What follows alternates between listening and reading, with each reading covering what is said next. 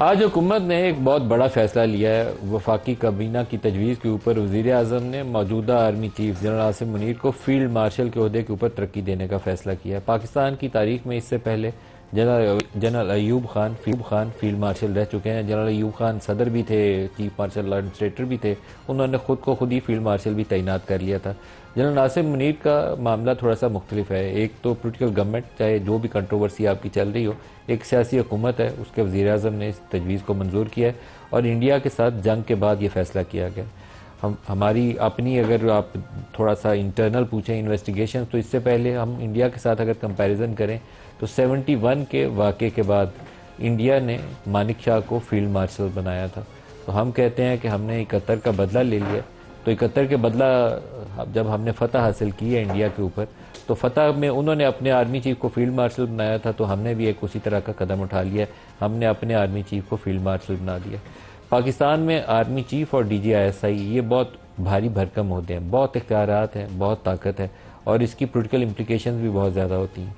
Army chief की तैनाती के मौके के ऊपर हुकूमतें आने वाली या जाने वाली दोनों हिल जाती हैं। इसी तरीके से हमने लास्ट जो DGISI की तैनाती थी जनरल फैज़, उसके मौके के ऊपर देखा था कि सेम पेज बना हुआ सेम पेज फट गया था। इतनी पावरफुल पोजीशन है। तो ये पोजीशन बड़ी तगड़ी है जो उनके पास ऑलरेडी भी थी। आर्मी चीफ के तौर पर भी वो तगड़े थे, लेकिन अब फील्ड मार्शल को जंग के बाद उनको फतह के तौर पर, इनाम के तौर पर कहना चाहिए कि ये ओहदा दिया गया कि कामयाबी हासिल की है अपने रवायती हरीफ से जिसने पाकिस्तानी सरजमीन के ऊपर हमला किया था। तो पाकिस्तान की हुकूमत ने इस एजाज़ में, इस कामयाबी की खुशी में उनको फील्ड मार्शल बनाया। लेकिन इसके सियासी इम्प्लिकेशंस, एक चीज़ मुझे अभी देखनी बाकी है कि पाकिस्तान तहरीक इंसाफ इसके ऊपर रद्दअमल क्या देती है। तहरीक इंसाफ की मेन लीडरशिप पिछले 4-6 हफ्तों से इमरान खान से मुलाकात नहीं कर पाई थी।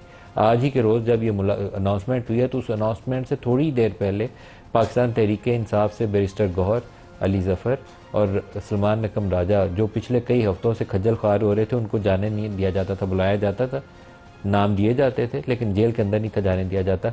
आज इन तीनों की मुलाकात भी होगी और मुलाकात के बाद जो इब्तदाई मैसेज है, अभी ये अनाउंसमेंट आनी बाकी थी, वो बड़े पॉजिटिव थे। वो ये थे कि हमें तो इस्टेब्लिशमेंट से बात करनी है। तो मेरी तवक्को ये है कि पाकिस्तान तहरीक इंसाफ एक दरमियानी पोजीशन रखते हुए, ये मैं अपना तजिया दे रहा हूँ, ये PTI की ऑफिशियल पोजीशन नहीं है, वो मुमकिन तौर पर ये कहेगी कि हुकूमत का इंतज़ामी फ़ैसला है, हम इसके ऊपर रद्दअमल नहीं देते। तो ये बुनियादी तौर पर वो स्पेस छोड़ रहे होंगे जहाँ पर रद्दअमल वो नहीं दे रहे। फेवर होगी उनकी हुकूमत के लिए भी और इस्टेब्लिशमेंट के साथ अपने मामलात को बेहतरी करने के लिए भी।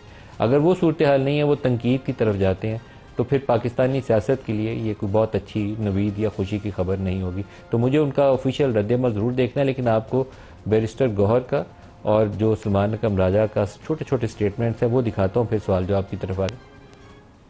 खान साहब ने कहा भी कि डायलॉग होने चाहिए और डायलॉग उन्होंने कहा मैंने एस्टेब्लिशमेंट के साथ कभी दरवाजा बंद नहीं किया और अभी यूनिटी का तकाजा भी यही है कि बेहतरी की तरफ बन गया। खान साहब ने कहा फौज भी मेरी है, मुल्क भी मेरा है और हम चाहते हैं कि मुल्क यूनिटी की तरफ जाए, इतिहाद की तरफ जाए, सेरेनिटी फिर ले लो। खान साहब ने कौमी यकजहती की, यूनिटी की बात की है। खान साहब ने कहा है कि देखो पाकिस्तान को इस वक्त अंदरूनी इत्तेहाद की ज़रूरत है, जो मईशत की सूरत हाल है उसके लिए हमें बतौर मुत्तहिद कौम काम करना है। ये उनका पैगाम है हर मुक़्तदर हल्के के अफराद के लिए, फ़र्द के लिए। दोनों का बयान एक ही है कि यूनिटी और इत्तेहाद चाहिए और मुक़्तदर हल्कों से भी पैगाम बराह रास्त और बिल वास्ता वो यही कह रहे हैं कि बातचीत आगे चलनी चाहिए।